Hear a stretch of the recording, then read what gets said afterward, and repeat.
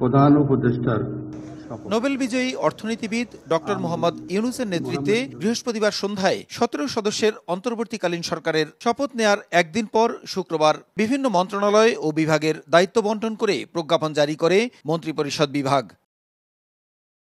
আইন, বিচার ও সংসদ বিষয়ক উপদেষ্টা হিসেবে দায়িত্ব নেয়ার পর ডক্টর আসিফ নজরুল সাপ্তাহিক ছুটির দিন শনিবার সকাল থেকেই সচিবালয়ে অফিস করেন। এ সময় আইন সচিব সহ মন্ত্রণালয়ের ঊর্ধ্বতন কর্মকর্তারা শুভেচ্ছা জানান।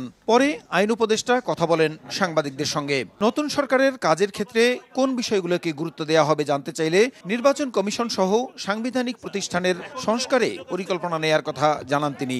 নির্বাচন কমিশনের ভূমিকা তো আপনারা জানেন।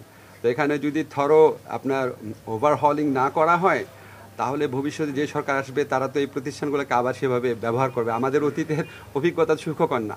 এ সরকারের মেয়াদ প্রসঙ্গে জানতে চাইলে আইন উপদেষ্টা বলেন, একটি সুষ্ঠু নির্বাচন করা ও বিভিন্ন ক্ষেত্রে সংস্কারের জন্য যতদিন দরকার হবে অন্তর্বর্তীকালীন সরকার ততদিন দায়িত্ব পালন করবে।